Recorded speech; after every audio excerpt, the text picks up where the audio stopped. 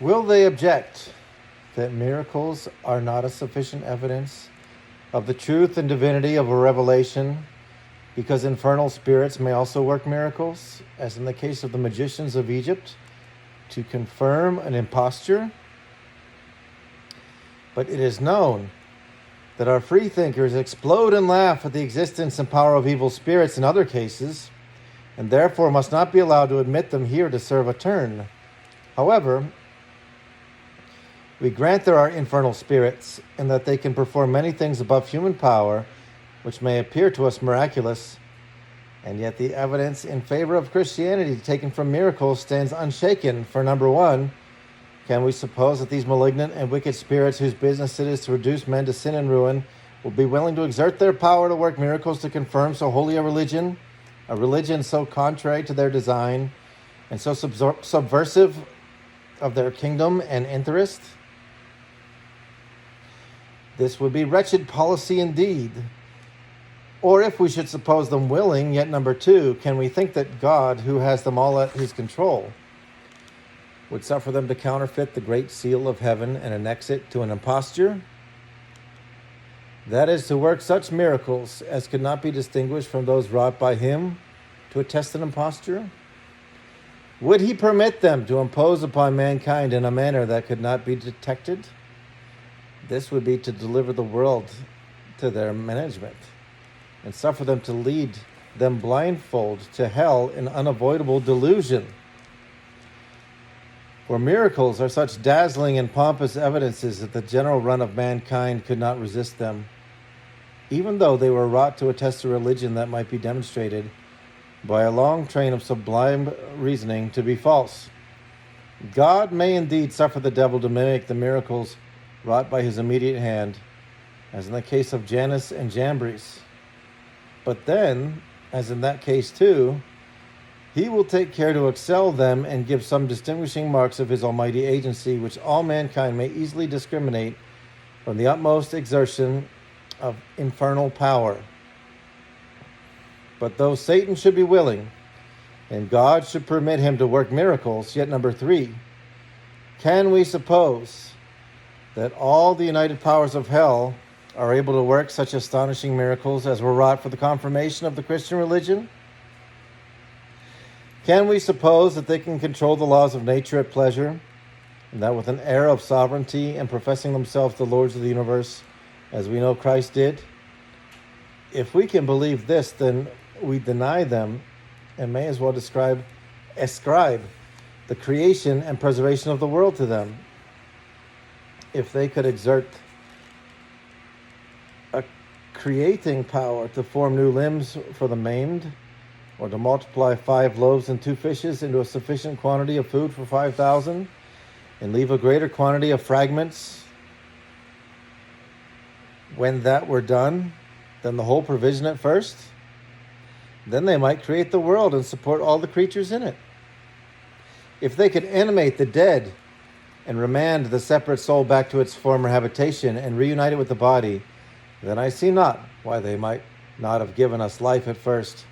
But to suppose this would be to dethrone the King of Heaven and renounce his providence entirely. We therefore rest assured that the miracles related in the Scriptures were wrought by the finger of God. But our freethinkers will urge, how do we at this distance know that such miracles were actually wrought? They are only related in Scripture history. But to prove the truth of Scripture from arguments that suppose the Scripture true is a ridiculous method of reasoning and only a begging of the question. But one, the reality of those miracles was granted by the enemies of Christianity in the writings against it, and they had no answer to make, but this sorry one, that they were wrought by the power of magic. They never durst deny that they were wrought, for they knew all the world could prove it.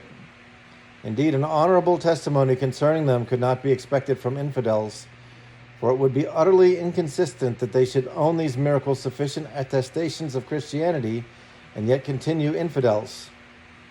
And this may answer an unreasonable demand of the deists that we should produce some honorable testimony concerning these attestations from Jews and heathens, as well as from Christians who were parties.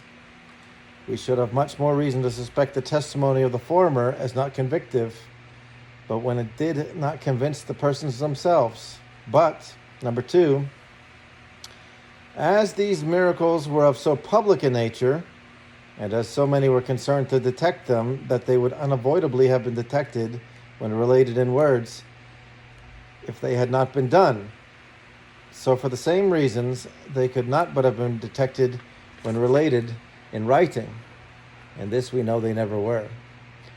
If these miracles had not been matters of undoubted fact, they could not have been inserted at first into the gospel history, for then many thousands in various countries were alive to confute them, and they could not have been introduced into it afterwards, for all the world would see that it was then too late, and that if there had been such things, they should have heard of them before, for they were much more necessary for the propagation of Christianity than for its support when received.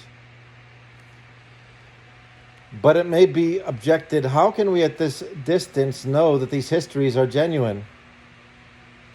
May they not have been corrupted and many additions made to them by designing men in ages since?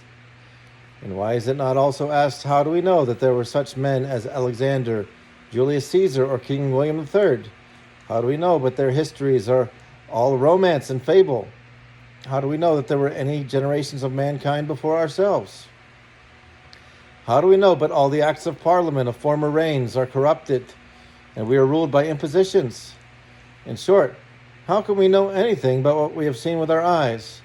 We may as well make difficulties of all these things, and so destroy all human testimony, as scruple the genuineness of the sacred writings. For never were any writings conveyed down with so good evidence of their being genuine and uncorrupted as these. Upon their first publication they were put into all hands. They were scattered into all nations, translated into various languages, and all perused them, either to be taught by them or to cavil at them. And ever since they have been quoted by thousands of authors, appealed to by all parties of Christians as the supreme judge of controversies, and not only the enemies of Christianity have carefully watched them to detect any alterations which pious fraud might attempt to make, but one sect of Christians has kept a watchful eye over the other, lest they should alter anything in favor of their own cause. And it is matter of astonishment as well as conviction that all the various copies and translations of the Scriptures in different nations and libraries are substantially the same and differ only in matters of small moment, and that from the worst copy of translation into the world, one might easily learn the substance of Christianity.